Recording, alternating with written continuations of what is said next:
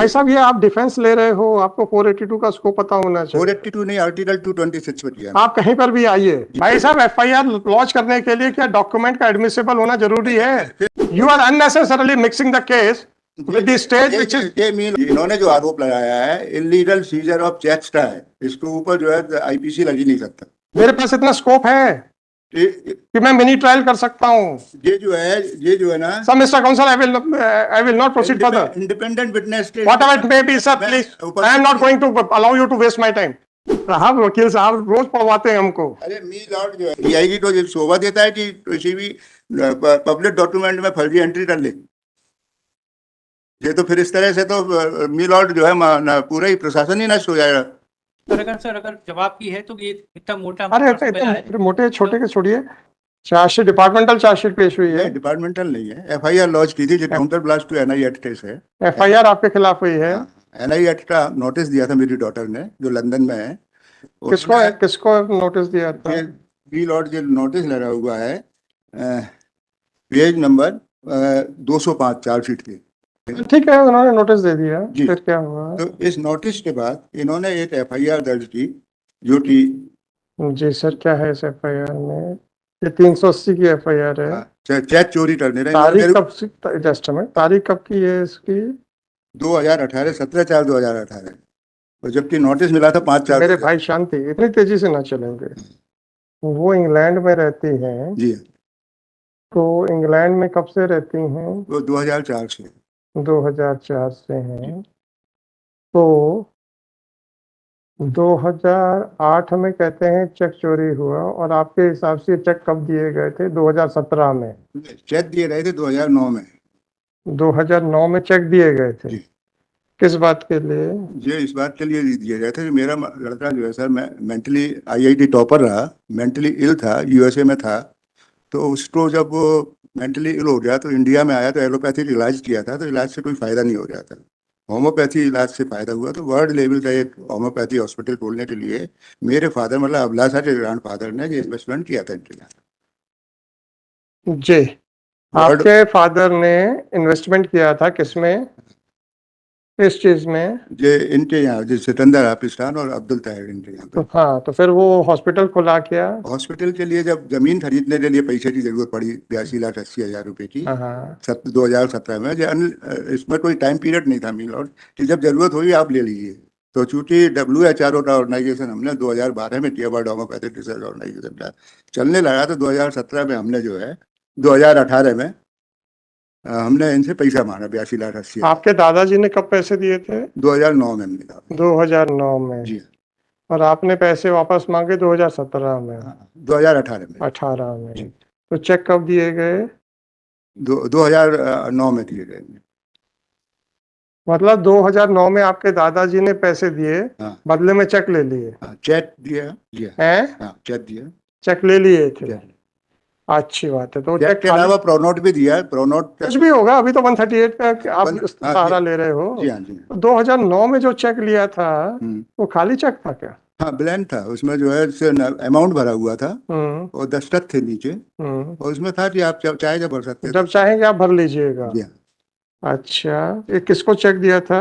ये ग्रैंडफादर को दिया था। तो ग्रैंडफादर ने डॉटर का, इसमें क्या मी लॉर्ड एक इम्पोर्टेंट बात ये है। Just a minute. Father of applicant in 2009 with a direction to fill up, which was done 2017। तो आपकी बेटी को तो नहीं चेक दिया गया था? नहीं। फिर आपकी बेटी ने नोटिस क्यों दिया? बेटी तो ऑथोराइज किया है उन्होंने। क्या बेटी तो बेटी तो इंग्लैंड में रहती है आपकी, वो कहाँ से ऑथराइज कर देंगे? नहीं, फादर ने ये कहा कि ये फादर जब इन्होंने इन्वेस्टमेंट किया था फादर ने, तो इन्होंने कंपनी ने इनसे पूछा कि भाई आप पैसा किस अकाउंट में चाहते हैं। नॉर्मली आप सभी लोग बैठे, सभी एडवोकेट, सभी इन्वेस्टमेंट करते, कंपनी पूछती है कि आप किस अकाउंट में चाहते हैं। तो फादर ने मेरी डॉटर का अकाउंट नंबर दिया इनको, और इन्होंने उसी अकाउंट नंबर को, ये एफआईआर का जो है 8वीं लाइन आप देखेंगे नमी लॉर्ड, जो पेज नंबर 1236, तो उसमें जो 8वीं लाइन में खाता नंबर दिया है 21710000006630, ये अकाउंट नंबर दिया है जिसे। ये कौन सा पेज है? ये पेज नंबर 137 है मिलोड। अच्छा। और ये कह रहे हैं ये कंपनी का अकाउंट है और इस अकाउंट के चेक चोरी हुए हैं। अब आप इसका मिलोड जो है ये अकाउंट कब बंद हो गया था? ये बता रहे हैं जी 2008 से पूर्व बंद हो गया था। बंद तो हो इसमें एक इम्पोर्टेंट बात ये है कि ये चेक जो है आपके दादाजी को चेक दिया गया, हाँ। नोटिस आपकी बेटी ने दिया, बेटी ने दिया। तो बेटी को तो चेक, दादाजी की डेथ हो रही थी। तो दादाजी को तो चेक नहीं दिया गया था, बेटी को तो चेक नहीं दिया नहीं गया। बेटी को नहीं दिया गया था, दादाजी को दिया गया था। तो जब बेटी को चेक नहीं दिया गया था तो चेक लीगल रिकवरेबल डेप्ट क्या था? लीगल रिप्रेजेंटेटिव उन्होंने उसको ऑथोराइज किया कि आप ही इसका लेंगे, तो उसमें नाम कहाँ है वो ऑथराइजेशन?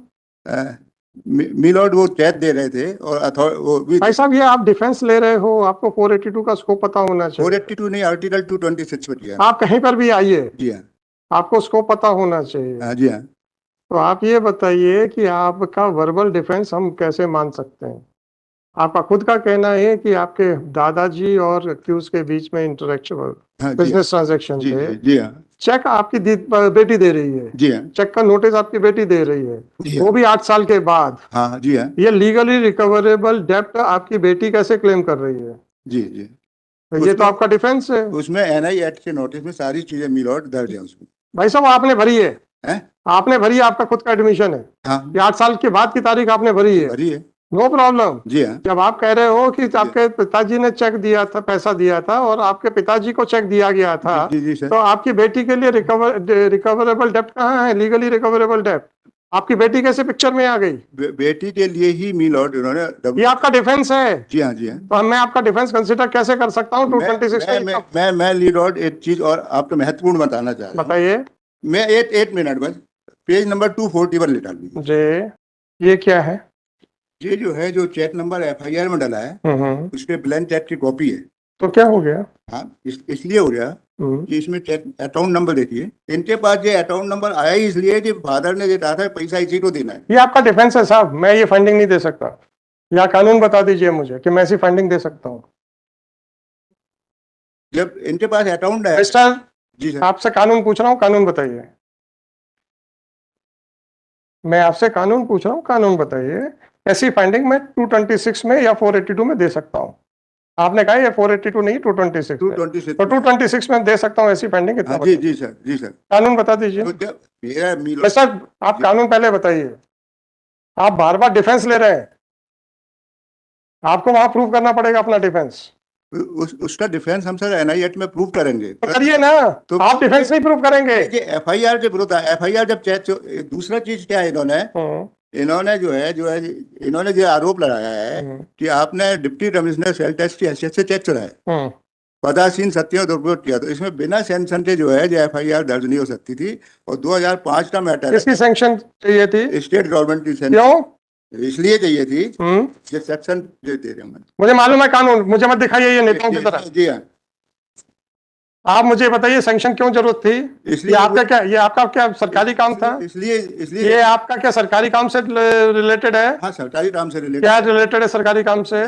चार्जशीट पढ़िए ना मिलोड, पढ़ाइए ना। चार्जशीट के कुछ पैरा पढ़ जाऊंगा। आप किस पद पे काम कर रहे थे? मैं deputy commissioner sale tax. Deputy commissioner sales tax. जी। ब्लैंक चेक चुरा लिए ऑफिशियल ड्यूटी के दौरान।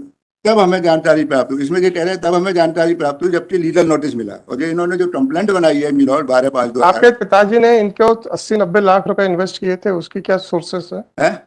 उसका क्या सोर्स है? उसका क्या डॉक्यूमेंट है? उसके डॉक्यूमेंट सर हमारे पास में जो है ना, हम कि आपके पिताजी ने जी हाँ 80-90 लाख रुपए इन्वेस्ट किए थे 2008 में। जी हाँ, उसका क्या डॉक्यूमेंट है? उसका डॉक्यूमेंट ये है कि इनका प्रोनोट है हमारे पास में। वो प्रोनोट क्या है सर? आप तो गवर्नमेंट ऑफिशियल थे। हाँ, pronote. Whether it is a private document और it is a public document of which a judicial notice can be taken. हाँ जी हाँ, मैंने आपसे पूछा सर, आपका ये सर ये मिलोड चेक चोरी की शिकायत हाँ है। सर प्लीज जी, अगर आपको अपनी आर्गुमेंट तक कन्फाइन रखना है तो just tell me, I will not ask any question. और इसके बाद इनके द्वारा इसके बाद जो एफआईआर है जो क्लोन डॉक्यूमेंट फोटो स्टेट पर की रही है। फोटो स्टेट पे जो है कभी भी मिलोड कोई एफआईआर नहीं होती, ओरिजिनल डॉक्यूमेंट्स होना चाहिए। संबंध में ये जजमेंट है सुप्रीम कोर्ट के भी जजमेंट। क्या ये है। ये जितने भी इनके डॉक्यूमेंट फोर्ड है तो फोर्ड जी जी, कहाँ लिखा है कि फोटो ये है ना, मैं पैरा नंबर 13 से पढ़ रहा हूँ। There are so many advanced techniques available to insert, edit or remove any content, word, figure or even the signature from any document. क्या मत आप क्यों रिलाई कर रहे हैं? ये इसलिए कर रहे हैं कि ये जो चार्जशीट जो पेश है ना वो फोटो स्टेट डॉक्यूमेंट्स पर है। तो क्या हो गया? तो फोटो स्टेट डॉक्यूमेंट्स तो एडमिसिबल ही नहीं है ना। तो मैं कौन सा कह रहा हूँ एडमिसिबल है? हाँ, तो ये चार्ज एफआईआर के लिए क्या एडमिसिबिलिटी ऑफ डॉक्यूमेंट जरूरी है? एफआईआर के लिए admissibility of document, FIR document chargesheet पेश किया ना फोटो स्टेट, एडमिसिबिलिटी जरूरी है। जिस दिन मार्क होगा, जिस दिन एग्जिबिट होगा, you can raise an objection, don't worry. FIR भाई साहब, एफआईआर लॉन्च करने के लिए क्या डॉक्यूमेंट का एडमिसिबल होना जरूरी है? फिर मी लॉर्ड इनके द्वारा जब ये पता चला कि इनके द्वारा फोर्जरी की गई है 217101, तो इनके द्वारा एक क्लोन डॉक्यूमेंट बनाया गया। ये तो आप डिसाइड करो, मैं कैसे डिसाइड करूंगा? नहीं, मैं बता देता हूँ ना सर। आप बताते रहिए ना, मैं डिसाइड कैसे करूंगा? इसकी ओरिजिनल है ही नहीं ना, कंप्यूटर कोई बात नहीं ना सर, ये ट्रायल में जाएगा मेरे भाई, कंप्यूटर से जनरेटेड। चलिए सर, ठीक है। और कुछ? You are unnecessarily mixing the case with the state which is। ये मी लॉर्ड जो है, ये सुप्रीम कोर्ट के जजमेंट है, दीजिए, जिसके जिसके तहत जो है सेंशन इनको लेना जरूरी है। क्या लेना जरूरी है? सेंशन लेना जरूरी थी स्टेट। अच्छी बात है सर। और सर दूसरी चीज जो है, ये जो है टाइम बार हो चुका मिला। अच्छी बात है। ये क्या टाइम बार हो गया सर? ये इसमें जो है सेक्शन 55(3) ये कहता है, 55(3) of section 68(3) section no suit shall be instituted. कौन से एक्ट का? कौन से एक्ट का? MP VAT act. MP VAT tax act. VAT tax act. किताब सेक्शन 55 देना भाई, किताब दो पहले। Section 68(3). No suit shall be and no process instituted against the state government. No prosecution or suit shall be instituted against any servant of the state government in respect of anything done or purported to be done. और दूसरी चीज मी Lord जिसमें जो है कि इन्होंने जो आरोप लगाया है इलीगल सीजर ऑफ चेक्स का है, इसके ऊपर जो है आईपीसी लग ही नहीं सकता। जिस एक्ट का केस है उस एक्ट में ही कार्रवाई हो सकती है, इसमें आईपीसी नहीं लग सकता। मी लॉर्ड इनका कहना जो है कि इलीगली ले रहे, छापा डाला था, अनधिकृत रूप से ले रहे, तो सेक्शन 55 जो है पीछे दिया। कोई सीजर हुआ था क्या? उस चेक का सीजर हुआ था?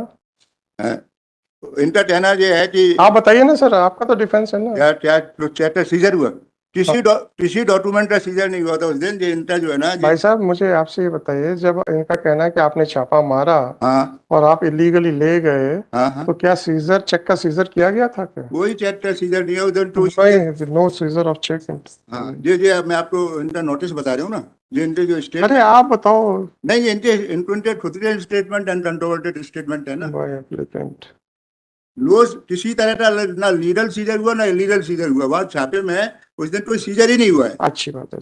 और दूसरा इन्होंने जो है, जो इंडिपेंडेंट विटनेसेस हैं, छापे में इंडिपेंडेंट विटनेस होते हैं सर। छापे के समय दो अधिकारियों ने इंडिपेंडेंट विटनेस सप्रेस कर लिए, जो कि पेज नंबर P26/288 पे है। ये आनंद भार्गव हैं, ये उस समय जो है असिस्टेंट कमिश्नर कमर्शियल टैक्स थे, जो छापे के प्रभारी थे। डिप्टी कमिश्नर कभी भी छापे में नहीं जाता। मिला मुझे नहीं मालूम सर, ये छापे के प्रभारी थे। तो मैं आपको जो इनके स्टेटमेंट पेज नंबर 291। सर मेरे को आप एक कानून बता दो, 226 में मैं ये सब कर सकता हूँ? हाँ जी, हाँ बताइए ना। 226 में क्या कानून बताना सर आपको? मेरे पास इतना स्कोप है कि मैं मिनी ट्रायल कर सकता हूँ। ये जो है ना sir, mister counsel, I will not proceed further. Independent witness. Whatever it may be, sir, please. I am not going to allow you to waste my time.